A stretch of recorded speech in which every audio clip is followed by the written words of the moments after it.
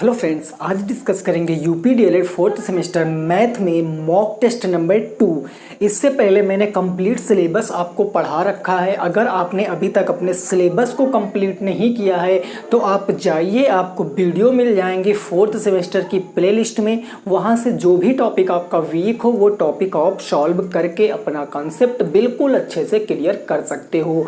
आज की क्लास में बेसिकली मैं 13 क्वेश्चन आपको सॉल्व कराने वाला हूँ, क्योंकि 18 क्वेश्चन आते हैं, 5 आपके ऑब्जेक्टिव होते हैं और बचे 13 जो आपको सॉल्व करने पड़ते हैं। 5 जो होते हैं वो कहीं ना कहीं यहीं से आपको देखने को मिल जाते हैं। कभी को फार्मूला पूछ लिया जाता है, कभी को कुछ पूछ लिया जाता है, ठीक है ना। तो अंत तक आपको क्लास को देखना है, बहुत मजा आने वाला है। ये सारे क्वेश्चन आपके बुक के होने वाले हैं और अंत तक आप देखोगे तो आपको रियलाइज होगा कि हाँ बिल्कुल हूबहू ऐसे ही क्वेश्चन एग्जाम में आते हैं। तो आइए स्टार्ट करते हैं। फर्स्ट क्वेश्चन लिखा हुआ है कि यदि पिता की उम्र पुत्र की उम्र की 3 गुनी है, यानी father is the 3 times of the son, और कह रहा 10 वर्ष बाद उनकी आयु का जो योग है वो 60 वर्ष होगा। दोनों की वर्तमान उम्र आपको बताना है, प्रेजेंट एज बताना है।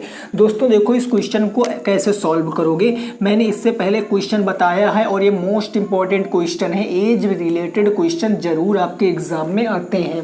देखो जरा, जिस विषय में आपको कुछ ना पता हो, 2 लोगों की बात किया गया, पिता की और पुत्र की, तो पहले आप लिखो पिता की उम्र और पुत्र की उम्र। अगर मैं कहूँ पिता और पुत्र 2 लोग हैं, मैं आपसे कहूँ पिता कितने होंगे पुत्र कितने होंगे, तो आप कैसे लिखोगे?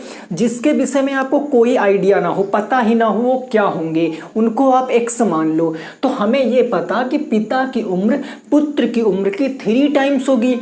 पिता के विषय में जानकारी है लेकिन पुत्र के विषय में नहीं है, तो पुत्र की एज को अगर मैं x वर्ष मान लेता हूँ तो पिता इनके कितने वर्ष हो जाएंगे? 3 गुने, मतलब 3x वर्ष हो जाएंगे। ये दोनों की वर्तमान उम्र हो गई। अब मैं कहूँगा कि 10 वर्ष बाद इनकी उम्र हम निकालेंगे। कितने वर्ष बाद? 10 वर्ष बाद, आफ्टर 10 ईयर। तो बाद का मतलब क्या है? बाद का मतलब फ्यूचर में जाएंगे भाई, भविष्य काल में। भविष्य में जाने के लिए प्लस करते हैं। तो 10 वर्ष बाद अगर मैं पूछूं पिता कितने वर्ष के हो जाएंगे और 10 वर्ष के बाद पुत्र कितने वर्ष के हो जाएंगे, तो आप इजीली बता सकते हो कि जो पिता हैं वो 3x + 10 वर्ष के हो जाएंगे और जो पुत्र हैं वो x + 10 वर्ष के हो जाएंगे। यहाँ तक बिल्कुल क्रिस्टल क्लियर होगा। प्रश्नानुसार कह रहा है, अगर मैं प्रश्न के अकॉर्डिंग कहूँ तो प्रश्न कह रहा है कि दोनों की आयु का योग, योग का मतलब प्लस, तो योग कर दो, यानी 3x + 10 ये पिताजी हो गए और पुत्र की हम जोड़ देंगे x + में 10, तो इनका योग किसके बराबर होगा? 60 ईयर के बराबर होगा। ये बात क्लियर। इन दोनों को सम कर लो, ये 10 10 जुड़ जाएगा और ये x और 3x जुड़ जाएगा, तो ये हो जाएगा 4x + के 20 बराबर के होगा 60। अब x की वैल्यू निकालना, 20 जाएगा उधर तो घट जाएगा, यानी ये निकल आएगा 4x बराबर 60 - के 20। तो मैं आपसे कह दूं 4x कितना आएगा, तो कहोगे सर 40 आएगा। x बराबर पूछूंगा तो ये 40 हो गया और 4 आएगा तो बट्टे में, यानी खत्म। x बराबर कितना आ गया? 10 आ गया। अब जब x की वैल्यू आपको पता चल गई है, आपसे पूछे दोनों की वर्तमान आयु, तो वर्तमान आयु यही ना है 3x और x, तो मैं यहाँ पर वैल्यू रखूँगा 3 × x की वैल्यू कितनी आई है? 10, यानी कि पुत्र जो पिता है वो कितने वर्ष के हो जाएंगे? 30 वर्ष के हो जाएंगे। अगर पुत्र की पूछूँ तो x बराबर आया है 10, तो पुत्र कितने वर्ष के आ जाएंगे? 10 वर्ष के आ जाएंगे। ये क्वेश्चन का आंसर है, यानी 30 वर्ष और 10 वर्ष इस क्वेश्चन का आंसर है। पहले क्वेश्चन का जवाब जो कि आपको मिल चुका है। बहुत इंपॉर्टेंट है ये कंसेप्ट, आप याद रखना। मैं मॉक टेस्ट में ऐसे क्वेश्चन आपको कराता रहूँगा, ठीक है, क्लियर है। चलिए नेक्स्ट पे मूव करते हैं, क्वेश्चन नंबर 2 पे। हर एक चैप्टर से मैंने क्वेश्चनों को इंक्लूड किया है, बस आप तो बस लगे रहो, ठीक है ना, लगे रहिए। आपके सारे क्वेश्चन, सारे कंसेप्ट यही क्लास में ख़त्म होंगे, ये वादा है हमारा आपसे। क्वेश्चन नंबर 2 क्या है, ज़रा इसको समझने की कोशिश करना। ये क्वेश्चन कह रहा है 49x + के 7 की पावर है 3 और बराबर दिया गया है है 16,807 में x का मान आपसे पूछे है कि x की वैल्यू क्या होगी, कैसे लगाओगे ये क्वेश्चन। घातांक और करड़ी का क्वेश्चन है। इस क्वेश्चनों में मैंने आपको एक बात बताई थी कि जब भी घात में, यहाँ देखो घात में वेरिएबल आ गया ना, तो जब भी घात में वेरिएबल आ जाए तो आप क्या करोगे, घात में वेरिएबल आने के लिए आपको बेस को बराबर करना पड़ेगा। अगर मैं कहूँ सबसे छोटा नंबर अभाज्य कौन सा है 7, तो इसको और इसको 7 के रूप में तोड़ो, ये बनेंगे। तो आइए जरा मैं अगर 16,807 को 7 के रूप में तोड़ने की कोशिश करता हूँ तो ये हो जाएगा 7 दूनी 14, 7 चौके 28 और 7 एकम 7। फिर से 7 से काटेंगे, 7 त्रिक 21, 7 चौके 28 और 7 त्रिक कितना हो गया 21। ये हो गया 7 चौके 28, 7 नवई 63। फिर 7 से करेंगे 7 बार और 7 से करेंगे 1 बार, यानी कि जो आपका 16,807 लिखा है इसको मैं 7 की कितनी पावर कह सकता हूँ, तो आप कहोगे सर 7 की पावर 5 कह सकते हो। और जो 49 है इसको 7 की पावर कितनी कह सकता हूँ, देखो 49 यहीं से हो ना, तो 7 की पावर 2 कह सकता हूँ। बस बन गया क्वेश्चन। जहाँ 49 है वहाँ मैं लिखूंगा 7 की पावर 2 और इसकी होल पावर कितनी है वो x है, प्लस में 7 की पावर हो गया 3 बराबर 16,807 है। 7 की पावर कितनी होगी दोस्तों, तो 7 की पावर 5 होगी। ठीक है, ये इंटू है, ये प्लस मत समझ लेना, इंटू है, ठीक है, इंटू। क्लियर। तो बेस के ऊपर बेस पावरों का इंटू 7 की पावर 2x इंटू 7 की पावर 3 बराबर 7 की पावर 5। बेस इक्वल है, मल्टीप्लाई कराने पर पावरें ऐड हो जाएंगी, यानी 2x प्लस 3 बराबर 7 की पावर 5 हो जाएगा। बेस बराबर है तो पावरें बराबर, ये कंसेप्ट पढ़ाया है। तो प्लस 3 जाएगा उधर -3, यानी मैं अगर एक स्टेप लिख लूँ तो 2x plus 3 is equal to 5, 3 जाएगा उधर माइनस में, तो 2x बराबर 5 माइनस 3, तो ये मैं कह सकता हूँ 2x बराबर 5 में से 3 जाएगा तो 2, 2 जाएगा तो डिवाइड में x बराबर 2 डिवाइडेड बाई 2, यानी x की वैल्यू क्या आ गई है, तो x की वैल्यू 1 आ गई है। यही क्वेश्चन का जवाब होगा। x की वैल्यू कितनी आ गई है दोस्तों, 1 आ गई है। नोट कर सकते हो x इज इक्वल टू कितना आएगा, x इज इक्वल टू 1 आ जाएगा। ठीक है, कोई दिक्कत नहीं ना। नेक्स्ट पे मूव करते हैं अगले क्वेश्चन पे और उसको ज़रा समझने की कोशिश करते हैं, क्वेश्चन नंबर 3 को। ठीक है भाई, चलिए यही आ रहा था सबका। कमेंट करके आप लोग बताना अगर कोई भी क्वेश्चन ऐसा लग रहा है जिसमें आपको प्रॉब्लम सी हो रही है तो आप उस क्वेश्चन को ज़रूर हमें कमेंट करके बताओगे। ठीक है भैया, आइए ज़रा क्वेश्चन नंबर 3 ज्ञात करते हैं। क्वेश्चन नंबर 3 कह रहा है कि 39,204 के वर्गमूल में, इसके किसमें, वर्गमूल में अंकों की संख्या बताओ। वर्गमूल में क्या बताना है, अंकों की संख्या बताना है। कैसे बताओगे अंकों की संख्या, मतलब ये क्वेश्चन क्या कह रहा है समझ पा रहे हो। ये क्वेश्चन कह रहा कि जब दिए गए क्वेश्चन का वर्गमूल निकालोगे, माने स्क्वायर रूट निकालोगे, तो वो स्क्वायर रूट में कितने डिजिट होंगे ये आपको बताना है। तो मैं आपको इसका शॉर्टकट बताता हूँ, देखते ही आंसर लगा देना हो। शॉर्टकट क्या है, तो फार्मूला है, शॉर्टकट नहीं कह सकते इसको। देखो इसका फार्मूला होता है कि n+1/2।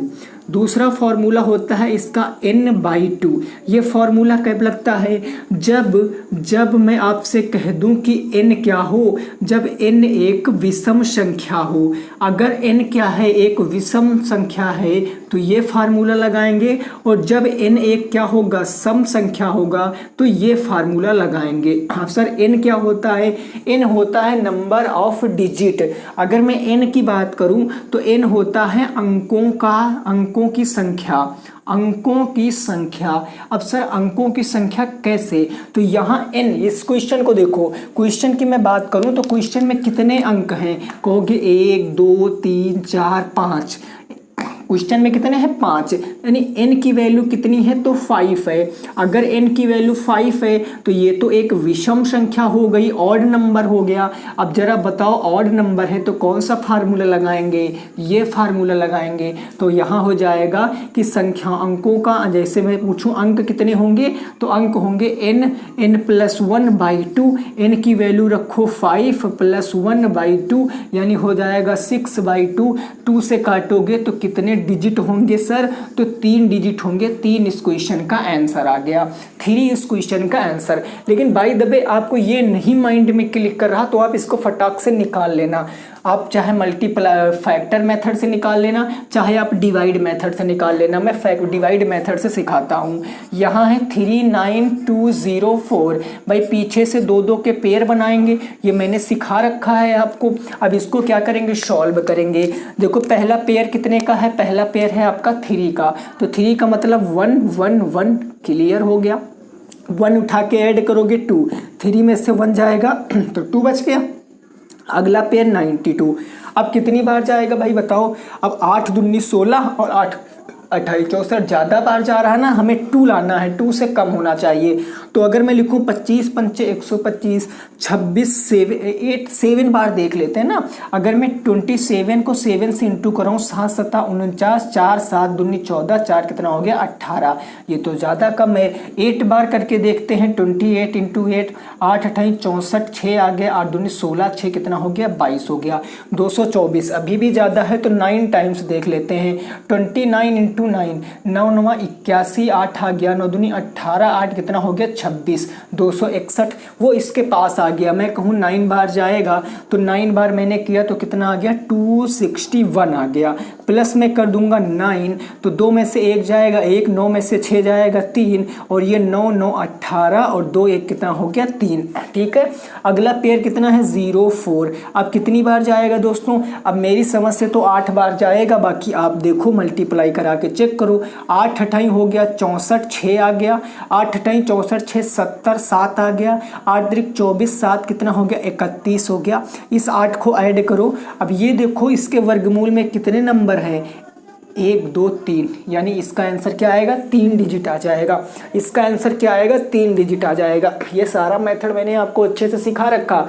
आप प्लेलिस्ट देखोगे तो आपको लेटेस्ट वीडियो देखना, पहले के भी आप देख सकते हो। ऐसा नहीं कि पहले मैंने कुछ तरीके और बताए थे अब कुछ और नहीं, मैं हमेशा एक ही चीज़ तरीके से बताया हूँ। तो आप पहले की भी क्लास देख लो या अभी हाल फिलहाल की देख लो, आपके कंसेप्ट क्लियर हो जाएंगे। ठीक है ना, क्लियर है ये बात, क्लियर है भैया बात। आइए अगले क्वेश्चन पे पहुंचते हैं। क्वेश्चन नंबर हमारा कौन सा होगा, तो क्वेश्चन नंबर होगा 4, प्रश्न संख्या 4 होगा। वो क्या कह रहा है, क्वेश्चन को वो सॉल्व करने की आपको कोशिश करना है। ठीक है भाई, पूरे 13 क्वेश्चन होंगे तो आपको क्या करना, थोड़ा टाइम देना है, क्योंकि दोस्तों जब आप टाइम दोगे तभी आप आगे कुछ चीज़ें सीख पाओगे, आप तुरंत कुछ नहीं सीख सकते हो। क्वेश्चन नंबर 4 क्या कह रहा है, इसको ज़रा समझिए। ये क्वेश्चन कह रहा है 2468 से विभाजित होने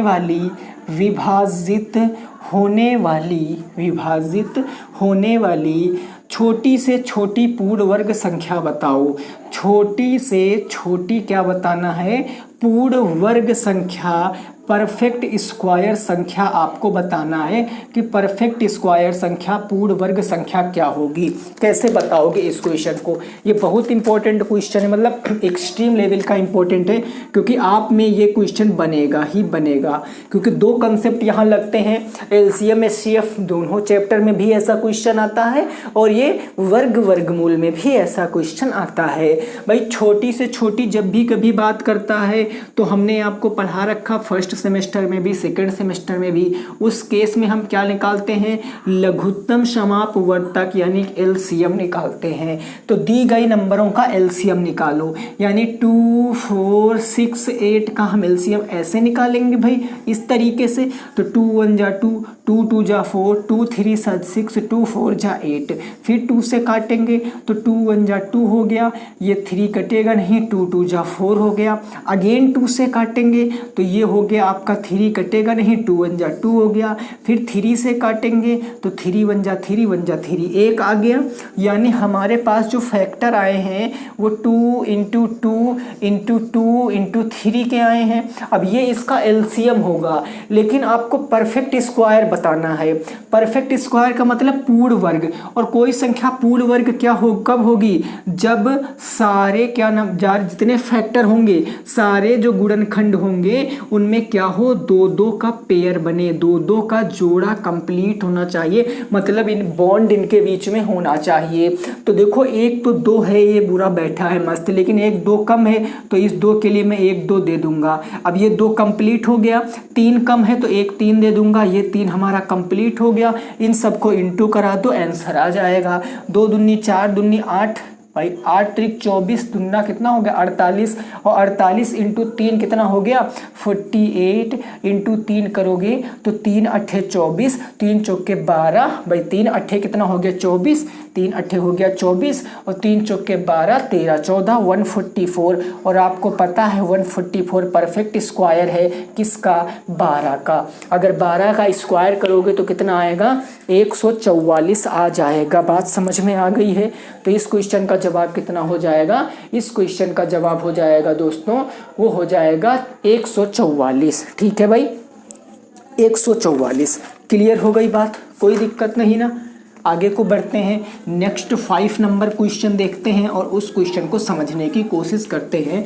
क्वेश्चन नंबर 5, चलो देखिए अगला क्वेश्चन मैं लिखता हूँ। अगला क्वेश्चन क्या है उसकी बातों को जरा समझिए। ये क्वेश्चन कह रहा है tan स्क्वायर 30 डिग्री और प्लस में है आपका cos square 60 degree, cos square 60 degree, फिर प्लस है आपका कॉट स्क्वायर 60 डिग्री का मान बताओ। इसका क्या बताना है, मान बताना है। अब मैंने आपको सारणी बताना सिखाया था, मैंने कहा था मत याद करो, नहीं मन है सारणी याद करने का, मत याद करो, बना लो। तो आप वीडियो को रोको और 1 मिनट में आप टेबल को बनाओ, या फिर अगर आपको वैल्यू याद है तो फटाफट सॉल्व करके आप इसका आंसर हमें लगे हाथ बताओगे। तब तक मैं सॉल्व करता हूँ।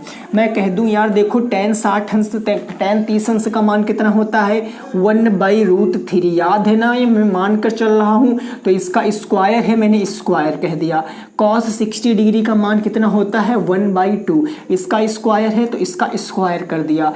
cot स्क्वायर 60 डिग्री का मान कितना होता है भाई, tan 60 का जो भी होगा उसका उल्टा कर दोगे तो cos 60 का हो जाएगा। tan 60 का होता √3, मतलब √3/1 tan 60 का, तो cot 60 का क्या हो जाएगा 1/√3। तो मैं लिखूंगा 1/√3 और इसका स्क्वायर है तो इसका स्क्वायर लगा देंगे। सिंपल हमें इसको सॉल्व करना है। 1 का स्क्वायर 1, √3 का 3, 1 का 1 2 का हो जाएगा 4, 1 का 1 हो जाएगा √3 का 3। अब सब इसके डिनोमिनेटर बराबर नहीं है, बराबर करेंगे 3 4, 3 का एलसीएम 12। तो 3 को 4 बनाने के लिए 12 बनाने के लिए 4 से नीचे तो 4 से ऊपर हो जाएगा, 3 से नीचे तो 3 से ऊपर हो जाएगा, 4 से नीचे तो 4 से ऊपर हो जाएगा। तो ऊपर हो जाएगा 4 एकम 4/12, प्लस में हो जाएगा 3/12, प्लस के हो जाएगा 4/12। ठीक है, कोई दिक्कत नहीं। देखो सारे डिनोमिनेटर इक्वल हैं तो हमने एक बार ले लिया। ऊपर ऐड करो 4 प्लस के 4 प्लस में 3, 4 4 16 और 4 4 8 9 10 11, यानी कितना आएगा 11/12। इस क्वेश्चन का जवाब कितना आएगा भैया 11/12 आ जाएगा। देखो 4 3 7 है ना, और 7 4 11, 11/12। क्लियर हो गई बात, बिल्कुल सिंपल सा क्वेश्चन था। आई होप आपको ये समझ में आ गया होगा, बेहद ही आसान सा क्वेश्चन था। अगला क्वेश्चन आपको लगाना है, इस क्वेश्चन को आपको बताना है कि क्वेश्चन का जवाब क्या होगा। आपके सामने एक फिगर दिया गया है और उस फिगर के बिहाफ पर चीज़ें सॉल्व करने को कह रहा है।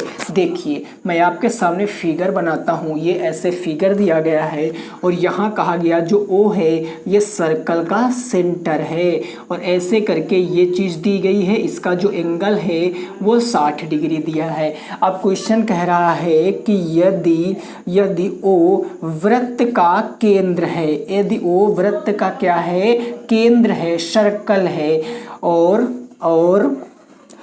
परिमाप, इसका जो परिमाप दिया गया है वो कितना दिया गया है, तो इसका परिमाप दिया गया है दोस्तों 44 सेंटीमीटर, 44 सेंटीमीटर है। तो कहा गया है त्रिज्य खंड का क्षेत्रफल बताओ, त्रिज्य खंड का एरिया बताना है कि त्रिज्य खंड का क्षेत्रफल क्या होगा। अब इस क्वेश्चन को बताना है आपको, कैसे सॉल्व करोगे इस क्वेश्चन को। सर इसका त्रिज्य खंड क्या होगा, त्रिज्य खंड क्या होता है, वृत्त का ऐसा खंड जो त्रिज्याओं से मिलकर बना होता है उसे त्रिज्य खंड कहते हैं, ठीक है ना, उसे क्या कहते हैं, त्रिज्य खंड कहते हैं। तो आप देखो कि सेंटर से सरकमफेरेंस तक की डिस्टेंस क्या होती है, रेडियस। मैं आपसे पूछता हूं कि इस क्वेश्चन में अगर मैं आपसे पूछूं कि त्रिज्य खंड का क्षेत्रफल क्या होगा, त्रिज्य खंड का क्षेत्रफल, तो सबसे पहले आपको फार्मूला पता होना चाहिए। त्रिज्य खंड का क्षेत्रफल होता पाई आर स्क्वायर इंटू थीटा बटे 360। यानी अगर मैं सर्किल के इस एरिया को एंगल बटे 360 से डिवाइड कर देता हूं तो हमें पता चल जाता है त्रिज्य खंड का क्षेत्रफल। लेकिन आप यहां पर देखोगे कि यहां तो आर है और क्वेश्चन में कहीं आर नहीं पता है, तो हम आर कैसे काउंट करें, आर कैसे निकालें, तो उसको निकालेंगे हम पेरीमीटर। पेरीमीटर का मतलब परिधि, तो मेरे को परिधि दिया है गया ना, और जरा परिधि से सॉल्व करते हैं। हमें पता है कि जो वृत्त की परिधि मतलब परिमाप जो होता है वो 2 पाई आर होता है, तो मैं कह सकता हूँ इसलिए 2 पाई आर किसके बराबर होगा, 44 के बराबर होगा। क्वेश्चन में दिया ना परिमाप बराबर 44 सेंटीमीटर, तो ये हो जाएगा 2 इंटू पाई की वैल्यू 22/7 हो जाएगी, रेडियस बराबर के 44 सेंटीमीटर हो जाएगा। कोई दिक्कत नहीं दोस्तों, जो ऊपर है वो नीचे, जो नीचे है वो ऊपर जाएगा। तो r बराबर हो गया 44, 7 चला जाएगा ऊपर, बटे 2 नीचे आ जाएगा और ये 22 भी नीचे आ जाएगा। इसको सिंपल सॉल्व करो, 2 से काटोगे 22 बार में, ये 22 से 22 खत्म, तो रेडियस बराबर 7 एकम 7 सेंटीमीटर आ गया।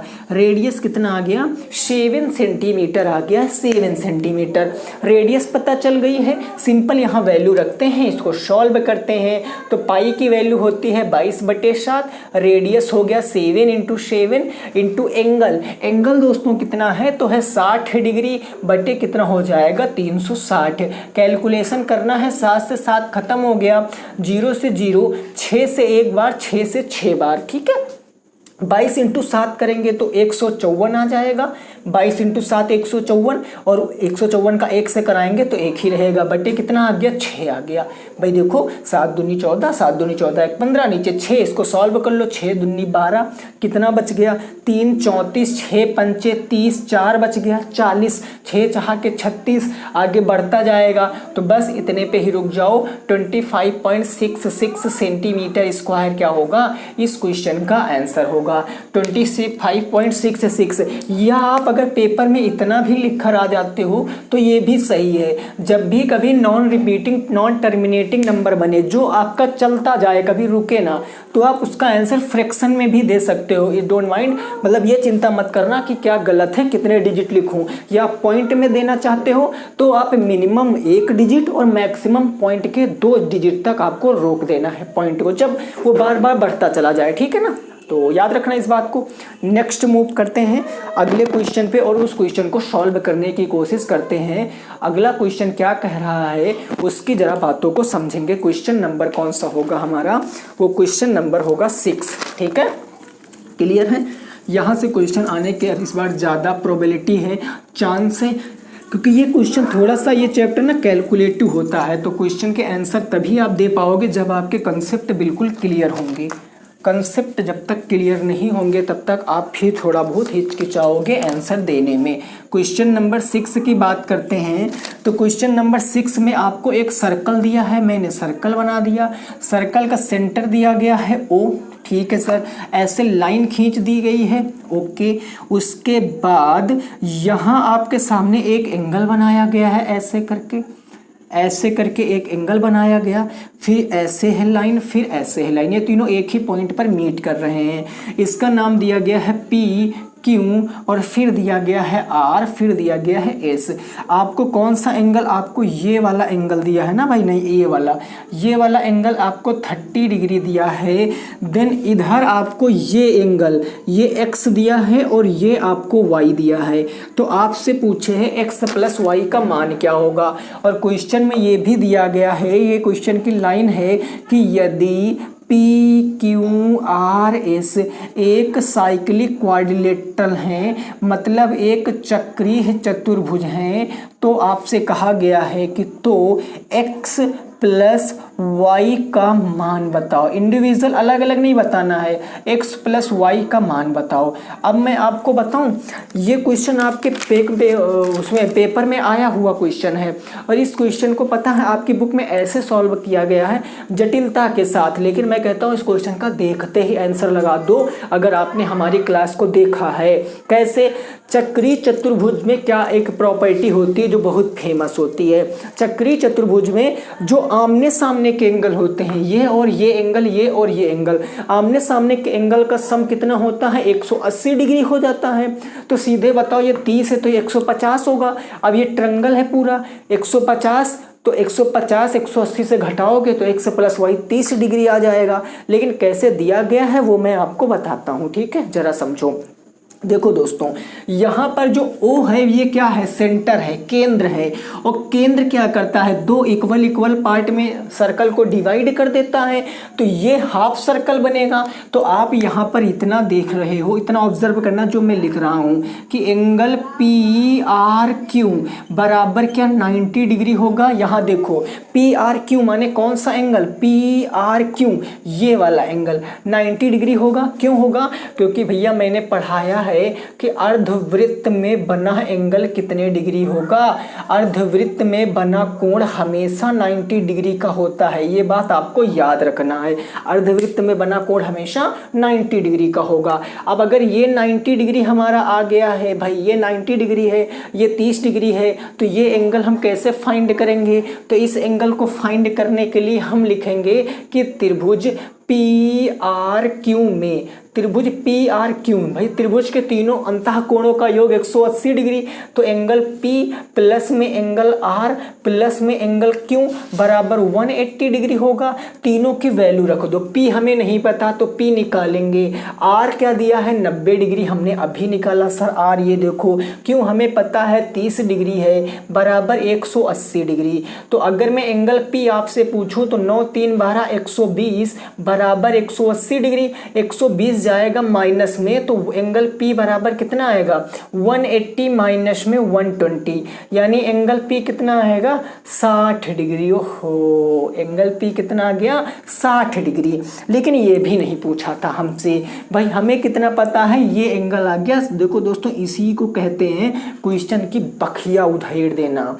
पूछा कुछ और था, हम सब कुछ निकलवाए दे रहे हैं, क्योंकि जरूरी नहीं क्वेश्चन में यही अगली बार भी पूछे, इस बार भी कुछ भी पूछ सकता ना, तो सब कुछ निकाल लेते हैं। देखो वही चीज़ है जो आपने 8 तक पढ़ी है वही अप्लाई हो रही है यहाँ पर। अब इधर वाला ट्रायंगल देखो, ये अगर एंगल 30 है तो ये कितना होगा? 50 होगा। क्यों होगा? मैं कह दूं कि अगर मैं इस कहता हूँ एंगल Q प्लस में एंगल S बराबर 180 डिग्री होगा। क्यों होगा?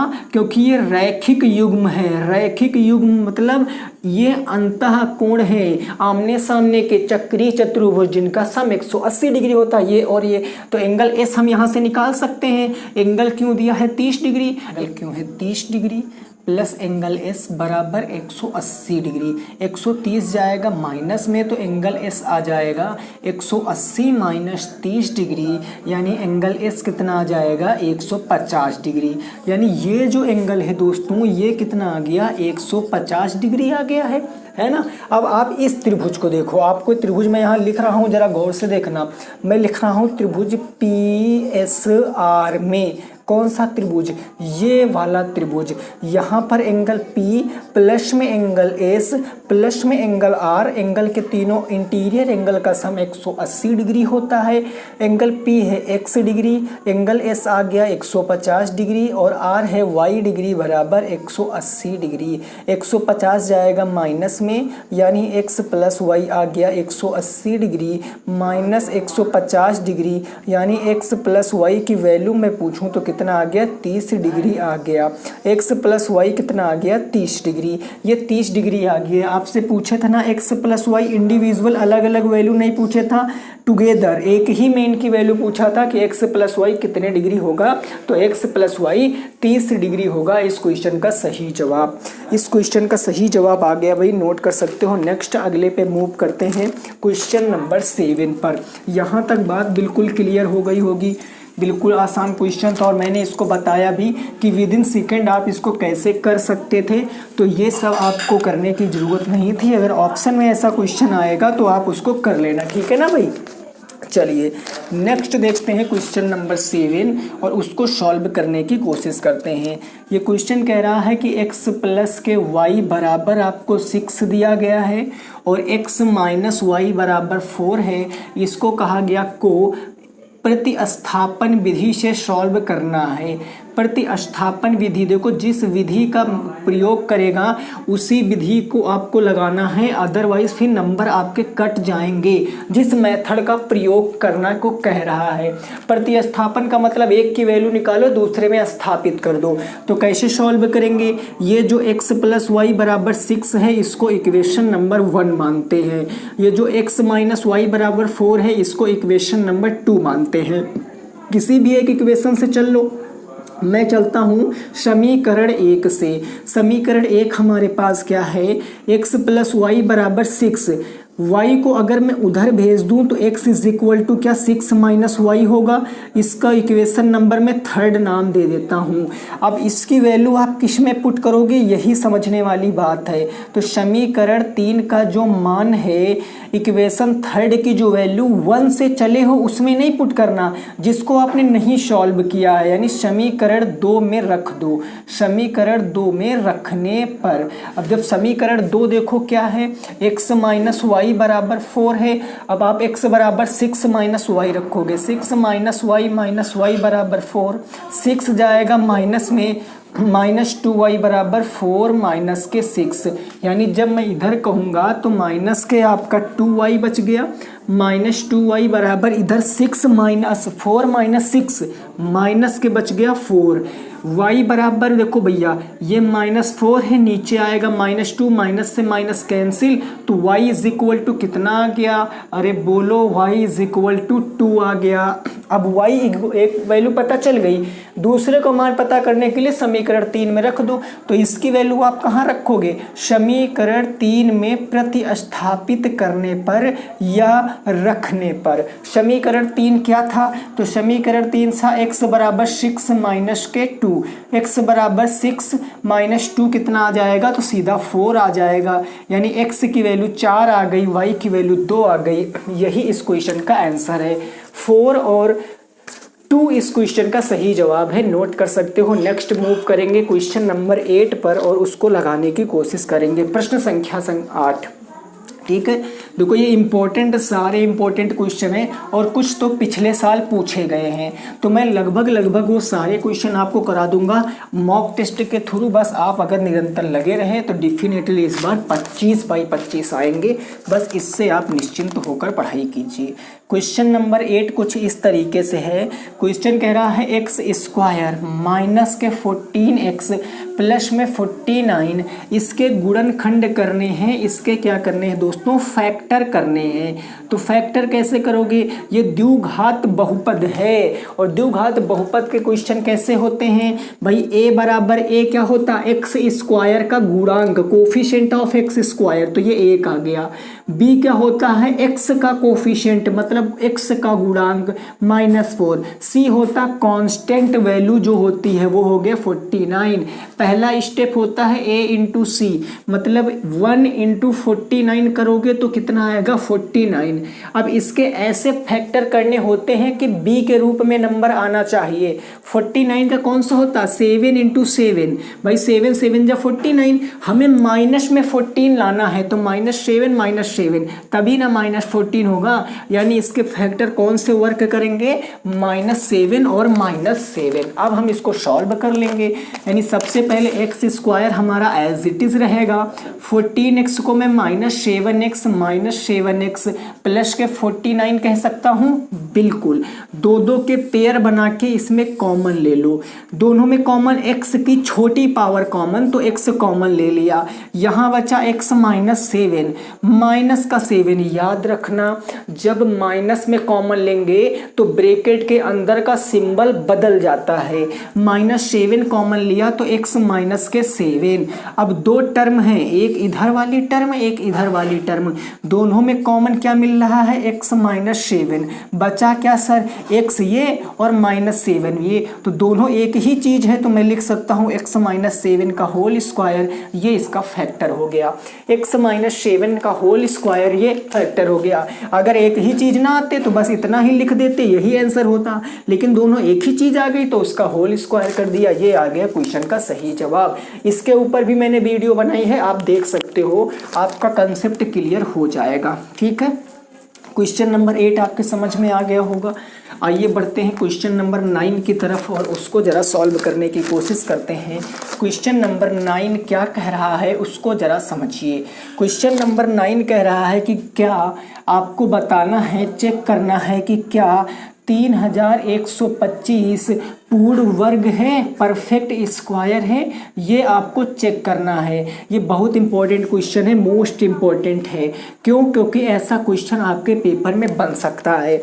अब जब ऐसा क्वेश्चन आएगा तो दोस्तों क्या करोगे आप, जब भी देखो पूर्ण वर्ग में कोई चीज़ कब होती है, जब भी कोई नंबर पूर्ण वर्ग में तभी होगा जब सभी गुणनखंडों के जितने भी आप गुणनखंड करोगे, सभी गुणनखंडों के क्या बनेंगे, दो दो के जोड़े बन जाते हैं, दो दो के जोड़े बन जाते हैं, तभी ना वो नंबर होता है परफेक्ट स्क्वायर। तो आप इसमें सब दो दो के जोड़े कैसे बनाओगे, फर्स्ट ऑफ ऑल आप इसके फैक्टर करोगे, 3 1 2 5, इसके आप फैक्टर करोगे तो 5 से काटूंगा, लास्ट में 5 है तो 5 से, 5 6 जा 30, 1 बचा, 5 2 जा 10, 2 बचा, 5 5 से 25, 5 1 जा 5, 2 जा 5, 5 जा 5 से काटेंगे 2 बार और 5 बार, 5 से काटेंगे 5 बार और 5 से काटेंगे 1 बार, 1 आ गया ना। अब यहाँ देखो ये आपका एक 5 का पेयर बन गया सर, बिल्कुल क्लियर है, एक ये 5 का पेयर बन गया, बिल्कुल क्लियर है, मगर ये बच गया। अब ये बच गया तो क्या है, इसका तो पेयर बन नहीं रहा, और भाई पेयर तो बनना चाहिए तभी ना पूर्ण वर्ग होगा। तो हम यहाँ पर लाइन ये लिखेंगे कि यहाँ पर ऐसे आपको लिखना है, पूरे नंबर मिलेंगे, यहाँ पर 5 का जोड़ा नहीं बन रहा, 5 का पेयर नहीं बन रहा। अगर 5 का पेयर नहीं बन रहा तो अतः यानी अतः यह क्या होगा, पूर्ण वर्ग नहीं है, ऐसे आपको लिख देना है, पूर्ण वर्ग नहीं है, और बस यहीं लिखकर आंसर कर दोगे। ऐसे करने के बाद अगर मान लिया 5 का पेयर बन जाता, कोई ऐसा नंबर बचता ही नहीं जिसका पेयर नहीं बन रहा है, तो ये पूर्ण वर्ग हो जाता। चूंकि 5 का पेयर नहीं बन रहा था तो ये आपका नॉट परफेक्ट स्क्वायर नंबर है, यानी ये परफेक्ट स्क्वायर नंबर नहीं है। ठीक है, क्वेश्चन नंबर 9 हो गया है, क्लियर है। आइए नेक्स्ट क्वेश्चन देखते हैं। क्वेश्चन नंबर 10 क्या है उसको जरा समझते हैं। क्वेश्चन नंबर 10, ठीक है भैया, यहाँ तक ओके डन है, बिल्कुल मामला आयो। अगला क्वेश्चन देखते हैं और उसको ज़रा सॉल्व करते हैं। क्वेश्चन नंबर होगा हमारा 10, उसको ज़रा सॉल्व करने की आप लोगों को कोशिश करनी है। क्वेश्चन कह रहा है कि एक जो बेलन है यानी कि सिलेंडर है, एक बेलन की जो त्रिज्या है वो 4.2 सेंटीमीटर है। एक बेलन की त्रिज्या कितनी है, 4.2 सेंटीमीटर, तथा इसकी जो ऊंचाई है, इट्स हाइट, जो इसकी ऊंचाई है वो कितनी दी गई है, इसकी ऊंचाई जो है वो 5 सेंटीमीटर दी गई है, 5 सेंटीमीटर है। तो तो क्वेश्चन आपसे कह रहा है बेलन का कुल पृष्ठीय क्षेत्रफल बताओ। बेलन का क्या बताना है?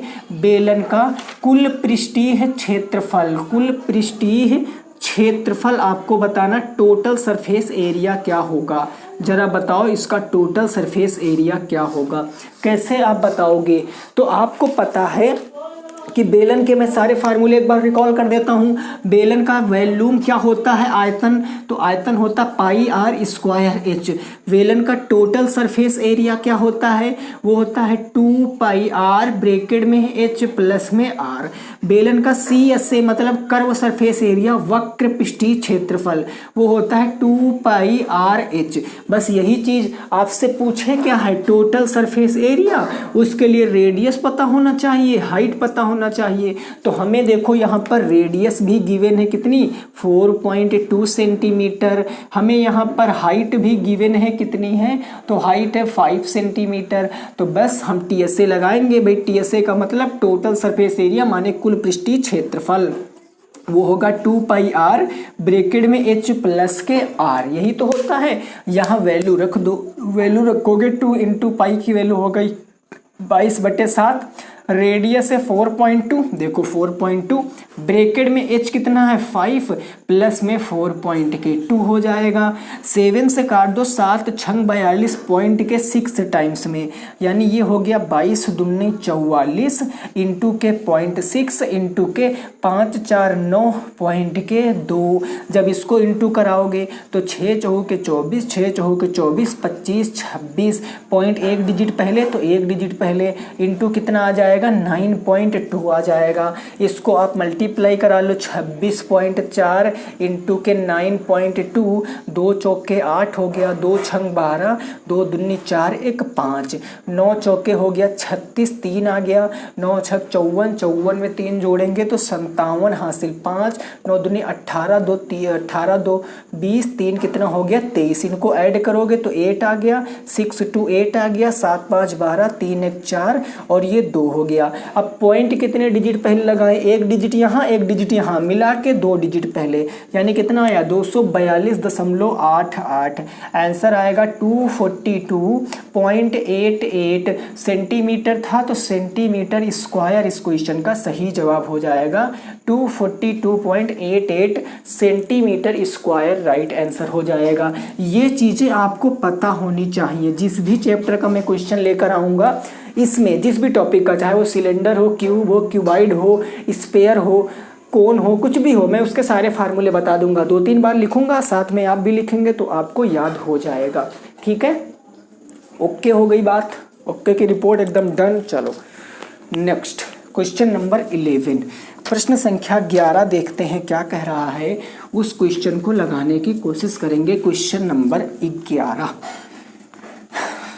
यहाँ तक भाई एकदम क्लियर है? एक बार कमेंट करके बताओ, शेयर भी करते रहना अपने दोस्तों के संग, ठीक है ना? ओके चलो क्वेश्चन नंबर में 11 लिखता हूँ, जरा समझिए और उसका आंसर देने की कोशिश कीजिए। क्वेश्चन कह रहा है 71728 घन सेंटीमीटर वाले, घन सेंटीमीटर वाले, इसके क्या बताना है? वाले घनाकार बेलन में, घनाकार बेलन में, घनाकार बॉक्स में, नॉट बेलन भैया, बॉक्स, बॉक्स में रखी जाने वाली सबसे लंबी छड़ की लंबाई, रखी जाने वाली सबसे लंबी छड़ की लंबाई बताओ। लॉन्गेस्ट रॉड आपको बताना है, सबसे लंबी छड़ की लंबाई बताओ क्या होगा? सबसे लंबी छड़ की लंबाई। अब इस क्वेश्चन को आप कैसे लगाओगे? इस क्वेश्चन को लगाने के लिए आपको पता होना चाहिए कि सबसे लंबी लॉन्गेस्ट रॉड क्या होती है। भाई अगर मैं क्यूब बनाऊं तो मैंने बताया था, जब भी कभी सबसे लंबी रॉड की बात करेगा, लॉन्गेस्ट साइड की बात करेगा, चाहे वो क्यूब हो चाहे क्यूबाइड हो, माने चाहे घन हो चाहे घनाभ हो, उस केस में हम हमेशा क्या निकालते हैं? उस केस में हम हमेशा विकर्ण निकालते हैं, डायोगनल। और घन का विकर्ण क्या होता है? √3 इंटू ए का मतलब होता भुजा। तो अगर भुजा पता हो तो सीधे वैल्यू रख दो, आंसर आंसर आ जाएगा। लेकिन भुजा नहीं पता, ये 1728 है क्या भैया? तो 1728 घन सेंटीमीटर का दोस्तों मतलब होता है सेंटीमीटर की पावर 3, और पावर 3 में क्या होता है? हमेशा वॉल्यूम होता है, यानी 1728 क्या है? वॉल्यूम है। तो हम यहाँ से निकालेंगे अपना क्या? भुजा। तो हमें पता है कि जो घन का आयतन यानी वॉल्यूम होता है वो a क्यूब होता है, यानी मैं कहूँगा कि a क्यूब किसके बराबर है? 1728 के बराबर है। क्यूब जाएगा, क्यूब रूट में बदलेगा तो क्यूब रूट ऑफ कितना होगा? 1728 हो जाएगा। तो a इज इक्वल टू, अब आपको कम से कम मैंने बताया था 15 तक क्यूब रूट क्यूब याद होना चाहिए। 1728 को मैं कहूँगा 12 इंटू 12 इंटू 12, और ये मैंने इससे पहले भी आपको करा रखा जब ये चैप्टर पढ़ाया था। तो a बराबर भाई एक तिरिक बन रहा है तो एक बाहर निकाल लेंगे, यानी साइड कितनी आ गई? 12 सेंटीमीटर आ गई। जो साइड है वो 12 है, यहाँ पुट कर दो तो √3 इंटू के 12 ये आ जाएगा। इस नंबर को पहले लिखते हैं, √3 बाद में लिखेंगे पहले नंबर को, तो 12 √3 सेंटीमीटर ये हो जाएगी इसकी लॉन्गेस्ट रॉड। लॉन्गेस्ट साइड की लंबाई होगी 12 √3 सेंटीमीटर। 12 √3 सेंटीमीटर क्वेश्चन का जवाब है, नोट कर सकते हो 12 √3। ठीक है ना दोस्त, कितना होगा? 12 √3 हो जाएगा। Okay clear. नेक्स्ट अगला क्वेश्चन देखो, अगला क्वेश्चन क्या कह रहा है उसको जरा समझने की कोशिश करना है। क्वेश्चन नंबर कौन सा होगा? तो क्वेश्चन नंबर होगा आपका 12, प्रश्न संख्या 12। जरा समझने की कोशिश करना। ये क्वेश्चन आपसे क्या कह रहा है? ये क्वेश्चन कह रहा 7 सेंटीमीटर त्रिज्या वाले 7 सेंटीमीटर त्रिज्या वाले गोले का आपको आयतन बताना है कि गोले का आयतन क्या होगा। गोले का आयतन बताओ। अब दोस्तों मैं आपसे एक बात बताऊँ, ये आयतन आपके सिलेबस में नहीं है, ये जो स्पेयर है ये आपके सिलेबस में नहीं है। लेकिन आप देखोगे कि 2019 में जो बैक पेपर हुआ था, सेकेंड सेमेस्टर की बात मैं कर रहा हूँ, वो सेकेंड सेमेस्टर के सिलेबस में भी ये नहीं था गोला, लेकिन इस पर बेस्ड क्वेश्चन आया। आपका जो फोर्थ सेमेस्टर है उसमें भी एक बार ये क्वेश्चन गोले का पूछा गया, जो थर्ड सेमेस्टर है उसमें भी एक बार गोले का क्वेश्चन पूछा गया है। तो मैं आपसे कहता हूँ कि अगर मैं एक एक क्वेश्चन आपको कभी ना कभी मॉक में कराता रहूँगा तो इससे क्या होगा, आपको फार्मूले याद हो जाएंगे, और सिंपल फार्मूला बेस्ड क्वेश्चन है। अगर मैं गोले के सारे चीज़ों की बात करूँ तो गोले का जो वॉल्यूम होता है वो होता है 4/3 pi R cube, 4/3 pi R cube. अगर मैं इसके टोटल सरफेस एरिया मतलब कुल पृष्ठीय क्षेत्रफल, या फिर CSA कर्व मतलब वक्र पृष्ठीय क्षेत्रफल, कर्व सरफेस एरिया, दोनों एक ही होता है, 4πr² होता है। तो अगर ये चीज़ आपको याद है तो आप इस क्वेश्चन को आसानी से लगा सकते हो। ठीक है ना। देखो अब मैं कहता हूँ आपको क्या बताना है, आयतन बताना है, यही ना। तो आयतन कैसे बताओगे? आपको पता है कि जो गोले का आयतन होता है, गोले का आयतन वो क्या होता है? गोले का आयतन होता है 4/3। देखो अभी लिखा है मैंने 4/3 पाई आर क्यूब होता है। यहाँ जब वैल्यू रखोगे तो 4/3 इंटू पाई की value 22/7 into R cube, cube का मतलब 7 इंटू 7 इंटू 7 है ना। ये 7 से एक 7 खत्म, इंटू करा लो यहाँ पर भैया। तो इंटू हम कैसे, कुछ कट रहा नहीं कट रहा, 22 चौके 88 इंटू के 7 सतह 49 और बटे कितना हो जाएगा 3 हो जाएगा। इसको इंटू कराओ तो हम कराते हैं सीधे 88 का 50 से इंटू 0, 5 8 40 का 0, 4 5 8 40, 4 44, और हमने एक ज़्यादा से इंटू करा लिया है 50 बार में, तो हम 88 इसमें से लेस कर देंगे। तो 10 में से 8 जाएगा तो 2 बचेगा, 9 में से 8 जाएगा 1 बचेगा, और ये हो गया आपका कितना 43, 43 12। तो ये आ जाएगा 4 3 1 2 बटे 3। इतना लिख दोगे तो भी आंसर सही है, लेकिन इसको काट दो, जब तक कट रहा है काट दो। 3 1 कम 3, 1 बच्चा 13 हो गया, 3 चौके 12, 1 बच्चा 11 हो गया, 3 तिया 9, 2 बच्चा 22 हो गया, 3 सत्ते 21, 3 तिया 9, 3 तिया 9, आगे कटेगा नहीं तो 1437.33, और वैल्यूम किस में आएगा, पावर 3 में आएगा। क्वेश्चन का सही जवाब है 1437.33 सेंटीमीटर क्यूब क्या हो जाएगा, क्वेश्चन का सही जवाब हो जाएगा। ठीक है ना, क्लियर हो गई बात। डन है। तो क्वेश्चन नंबर 12 का आंसर कितना आएगा? 1437.33। ठीक है ना, क्लियर है। चलिए, तो क्वेश्चन नंबर 12 हो चुका। अब क्वेश्चन नंबर 13 आपका रहेगा होमवर्क। इसका जवाब आपको कमेंट बॉक्स में देना है और बताना भी है कि इतने क्वेश्चनों में कितने आप कर पाए हो, क्लास कैसी लगी है, हर एक चीज़ की जानकारी आपको कमेंट में देना ही देना होगा। ठीक है, देखिए मैं होमवर्क आपको दे देता हूँ। HW ये क्वेश्चन कह रहा है कि क्या 15,625 एक पूर्ण वर्ग है, एक परफेक्ट स्क्वायर है? ये आपको बताना है क्या ये परफेक्ट स्क्वायर है। जल्दी से आपको इसको कमेंट करके बताना है फटाफट तरीके से। तो दोस्तों आज की क्लास में हमने टोटल जितने भी क्वेश्चन डिस्कस किए उसमें से जो भी आपके राइट हुए हैं, जो भी आपके करेक्ट हुए हैं वो आप बताना, और जो भी आपके रॉन्ग हुए हैं वो भी आप बताना। देखो दोस्तों, आप कमेंट नहीं करते हो तो फिर मज़ा नहीं आता है। आप कमेंट जरूर किया करो, कमेंट करने से ही हमें पता चलता है कि आपको चीज़ें समझ आई कि नहीं आई, या मैं थोड़ा और इम्प्रूवमेंट करूं, थोड़ा और कंटेंट बढ़ाने की कोशिश करूं। तो सारी चीज़ें आप हमें ज़रूर बताया करो। क्लास कैसी लगी है ज़रूर बताना है। मिलेंगे आपसे नेक्स्ट क्लास में, तब तक सभी साथी रखेंगे अपना ख्याल। बाय बाय, टेक केयर, जय हिंद, जय भारत और वंदे मातरम।